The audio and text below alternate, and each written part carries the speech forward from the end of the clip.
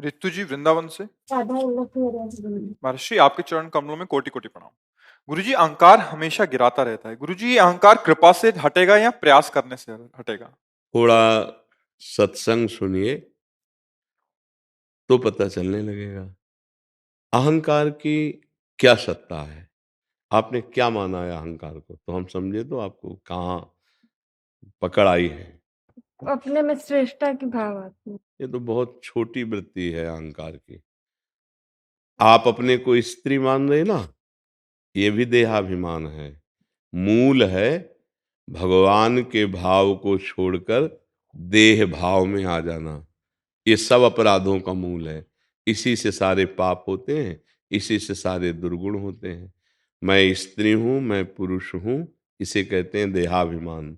मुझे ये भोग चाहिए, मुझे संपत्ति चाहिए, मुझे आभूषण चाहिए, मुझे पद चाहिए, ये सब देहाभिमान की मांग है।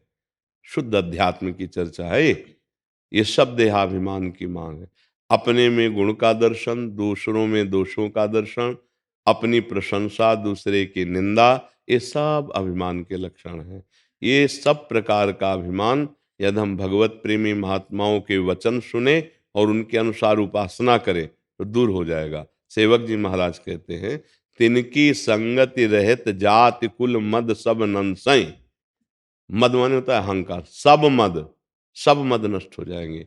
विद्या का, रूप का, कुल का, महत्व का, शरीर का, धन का, यौवन, एक ढेर सारा अभिमान ही अभिमान तो भरा है। मैं अच्छा गा लेता हूं, मैं इनमें बहुत ढेर सारा इसका कार्य है। गोस्वामी तुलसीदास जी ने लिखा है, संस्कृति मूल शूल प्रद नाना सकल शोक दायक अभिमाना। ये संस्कृति का मूल है। जो आवागमन जन्म मरण चक्र है ना, तो जैसे हम ट्रैक्टर की टाली फंसाते हैं ना, उसमें तो वो फंसाने का होता है।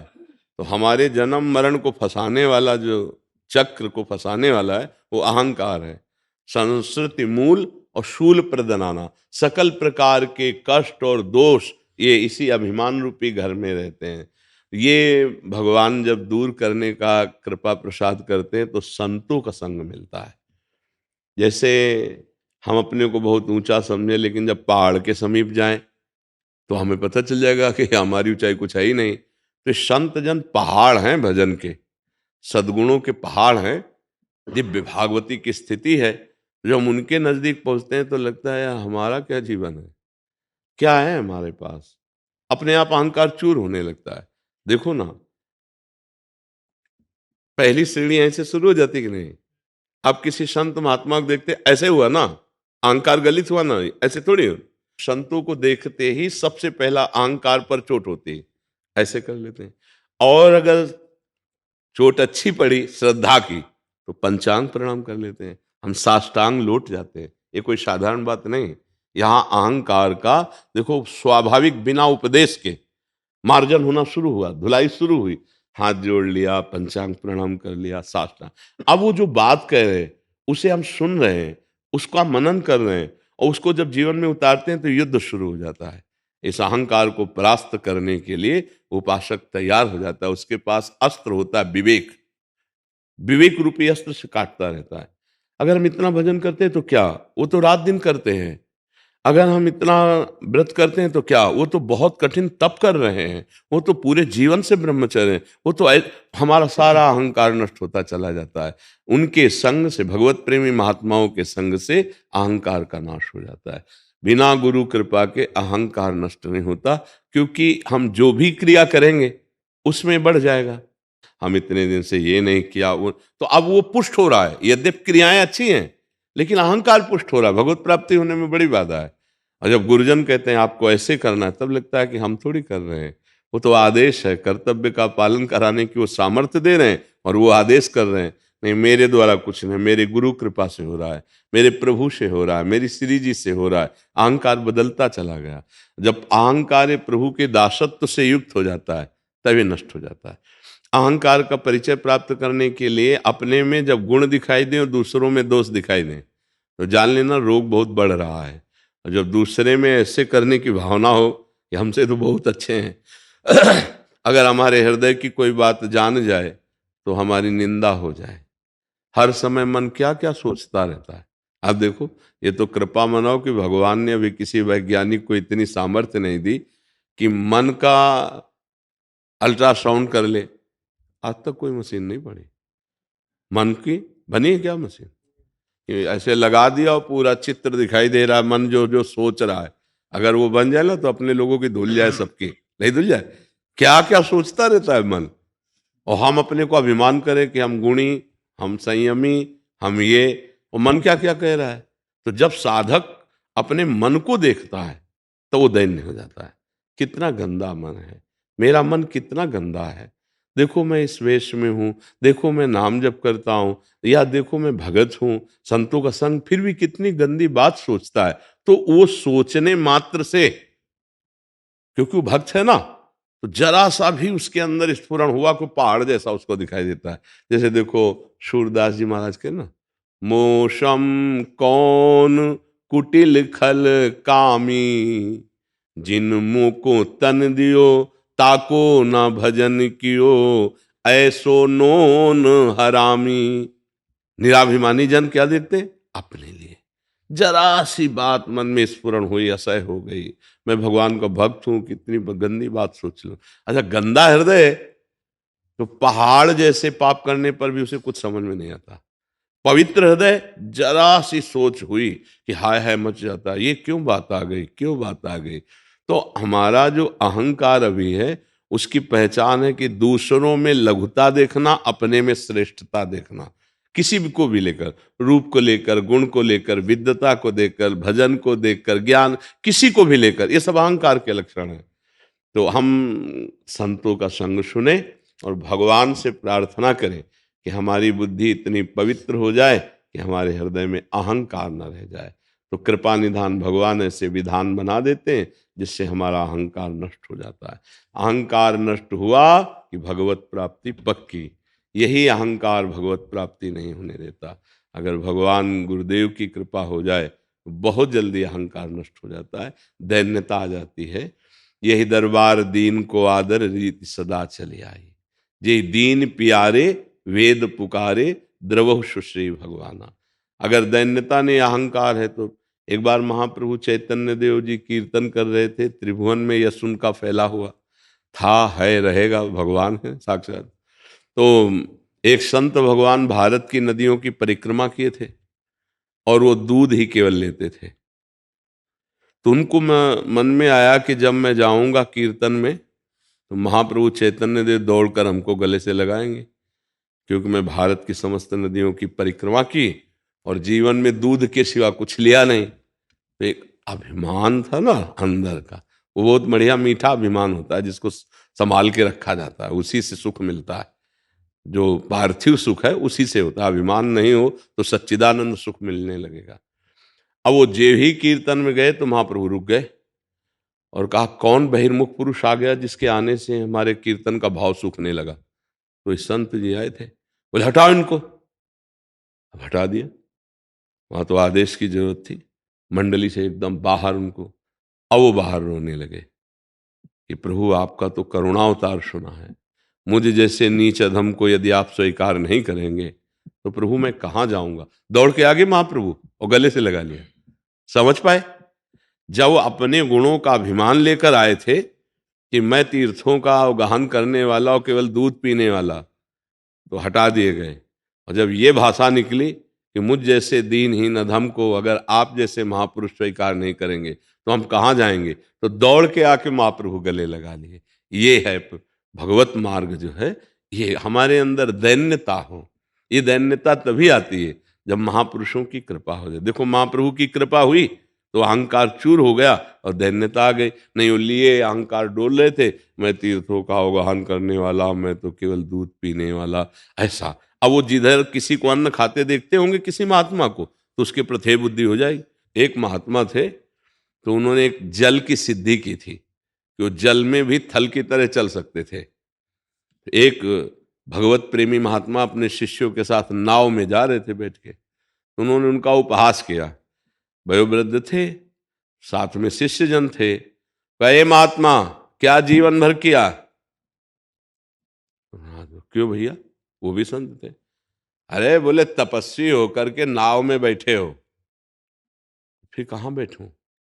देखो मेरे को खड़ाऊं पहनकर गंगा जी में, जैसे कोई थल में चलता है ऐसे जल में पार हो गए।